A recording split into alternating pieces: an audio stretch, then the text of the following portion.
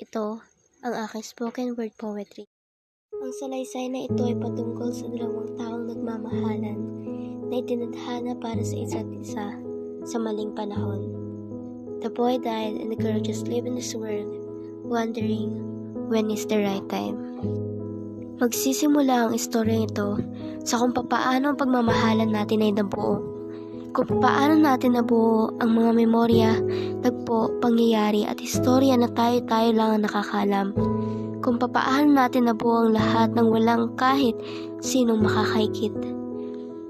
Labis lamang tayo nagmamahalan, ngunit bakit ito nagkaroon ng hangganan?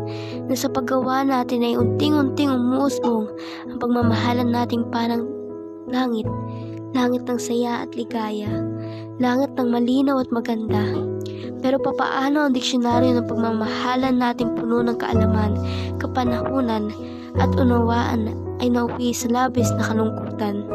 Isinulat natin sa mga libong-libong libro ang kwento ng pagmamahalan mo at pagmamahalan ko. Pagmamahalan na sabay nating ginusto at sinimulang binuo mula nung magkakilala tayo, na alam mo at alam ko sa sarili natin na tayo ang para sa isa't isa.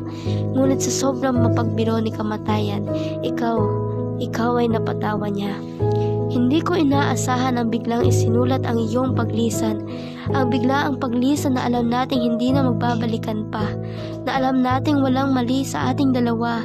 Ngunit si tadhana ang naghukom na tayo mali para sa ating tamang panahon.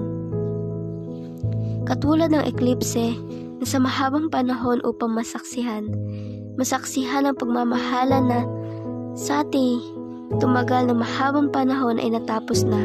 Sa oras na tayo nagkakilala, sa oras na hindi ko man lang nakita na matatapos na kung tayo lamang ay nasa panahon na hindi panghabang buhay ang iyong paglisan, gugustuhin kong masaksihan ka muli. Sa panahon na iyong init ang aking inaasam, lamig ang aking naramdaman. Ang aklat ay nagsara sa pahina na wala ka. Sana sa makabagong bersyon ng ating libro ay tama na at ikaw sana'y makasama ko na.